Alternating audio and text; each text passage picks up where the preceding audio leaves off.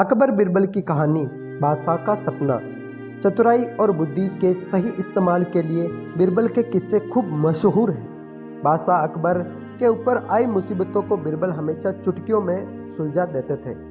सिर्फ असल जिंदगी की परेशानी ही नहीं, बल्कि बादशाह के सपनों की गुत्थियों का जवाब भी बिरबल के पास होता था। ऐसा ही एक किस्सा है बादशाह के अजीब सपने का। आइए आपको सुनाते हैं पूरी कहानी।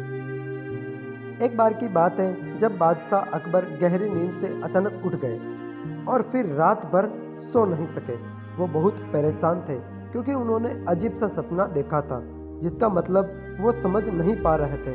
उन्होंने देखा कि उनके एक के बाद एक सारे दांत गिरते चले गए और आखिर में सिर्फ एक ही दांत बचा था। इस सपने से वह इतने चिंतित हुए कि उन्होंने इसके बारे में सभा में चर्चा करने के बारे में सोचा। अगले दिन सभा में पहुंचते ही अकबर ने अपने विश्वसनीय मंत्रियों को सपना सुनाया और सभी से राय मांगी। सभी ने उन्हें सुझाव दिया कि इस बारे में किसी ज्योतिष से बात करके सपने का मतलब समझना चाहिए। बादशाह को भी यही बात सही लगी। अगले दिन उन्होंने दरबार में विद्वान ज्योतिषों को बुलवाया और अपना सपना सुनाया। इसके बाद सभी ज्योतिषों ने आपस में विचार विमर्श किया।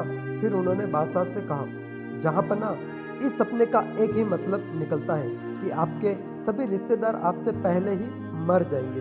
ज्योतिषों की यह बात सुनकर अकबर को बहुत गुस्सा आया। उन्होंने सभी ज्योतिषों को दरबार से जाने का आदेश दिया।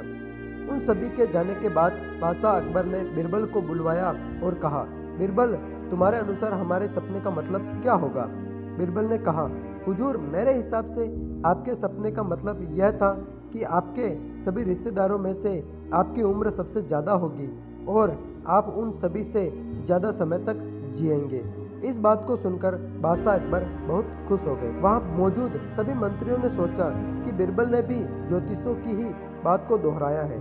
इतने में बिरबल ने उन मंत्रियों से कहा कि देखो, बात वही थी, बस कहने का तरीका अलग था।